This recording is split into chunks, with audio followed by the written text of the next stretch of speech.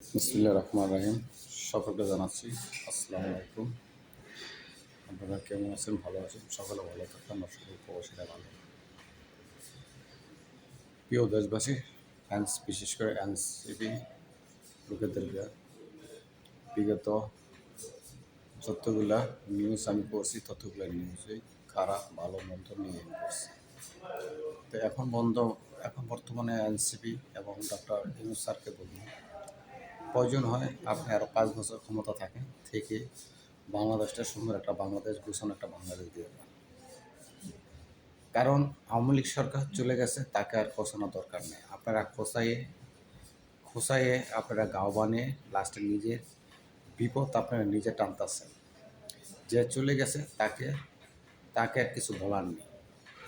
যদি একবার আসে তাহলে আওয়ামী লীগ সরকার কোনো বাংলাদেশ আবার নতুন ইতিহাস রচনা করবো, সেটা আপনি বুঝতে হবে।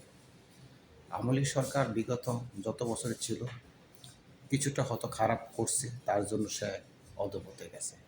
একবারে যে খারাপ করছে তাও না, মোটামুটি দেশ পরিচালনা করছে, ভালোভাবে করছে। গরিব দুঃখী অসহায় মানুষকে নির্যাতন করছে না।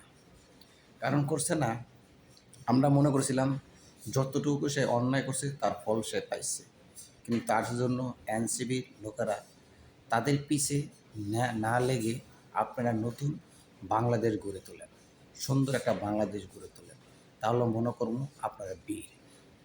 কারণ আপনারা আওয়ামী লীগের বিপক্ষে আপনারা শুধু দিক লাগতেছেন, কারণ আপনারা কী পাইতেছেন লাস্টে? কোনো লাভ নাই।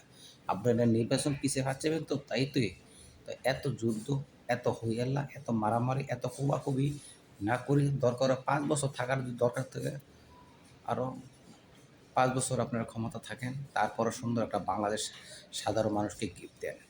কারণ বিএনপি সরকারের কাছে যদি আপনি ক্ষমতা দেই, তাহলে হয়তো বিএনপি বাংলাদেশটাকে তন্নপন্ন করে লাগবে। আমিও তারেক ভাইকে অসংখ্য ধন্যবাদ দিই। তারেক ভাই, আমরা মনে করছিলাম আওয়ামী লীগের সরকার ক্ষমতা যাওয়ার পর হয়তো বিএনপি সরকার ক্ষমতায় দেশ উন্নয়ন হবে। কারণ না, আমরা ভুল ভাবছি, সাধারণ মানুষ ভুল ভাবছি। কারণ কেন ভুল ভাবছি? বাংলাদেশ এখন বর্তমানে আপনাদের বিএনপির চেলাফেলা বা বিএনপির কিছু নেতার কারণে বাংলাদেশ অধঃপথে। আমরা মনে করছিলাম বাংলাদেশ বিএনপি আসলে আমাদের সুন্দর একটা বাংলাদেশ গঠিত হবে। সুন্দরভাবে আমরা প্রবাসী বা আমরা বাংলাদেশি সবাই আমরা জীবনযাপন সুন্দরভাবে করব। কিন্তু এখন দেখতেছি না।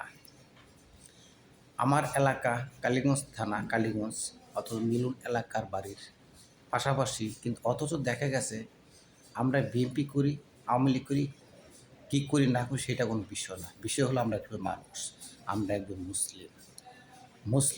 মুসলিমকে মারতাছে।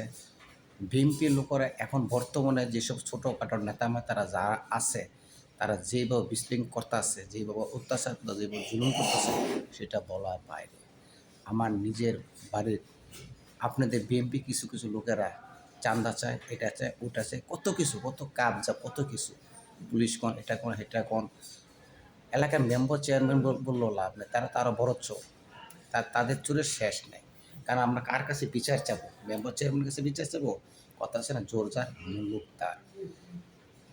মূল্যক তার, তাই কারণে আমরা কোনো বিচার আচার কোনো জিনিসই পাই না। মানুষের অন্যায় থাকতে পারে, মানুষের যে কোনো কিছু একটা দুর্বল জায়গা থাকতেই পারে। দুর্বল জায়গা আছে বলে যে আপনারা নিজে অন্যায় করবেন এবং সাধারণ মানুষকে আপনার হইয়ালার মেয়েদের পালাবেন, তা ঠিক না। কারণ বিএনপির মিলন ভাইকে বলি, আপনি কালীগঞ্জ থানার এমপি, আপনি এমপি হইবেন, যদি বিএনপি ক্ষমতায়, তাহলে আমরা কালীগঞ্জ থানার এমপি হবেন। কিন্তু এমপি হবেন বলে যে সারা বাংলাদেশ আপনি কিনে নেবেন, তা বলুন ঠিক না। আপনাকে বিশেষ অনুরোধ বলবো, আমার এই নিউজটা যদি আপনি বিএনপি কালীগঞ্জ থানা বিএনপির মিলন ভাইয়ের কাছে যদি আমার এই বক্তব্যটা যায়, তাহলে আপনার কাছে অনুরোধ, আপনাদের যেসব চেলাফলা আছে তাদেরকে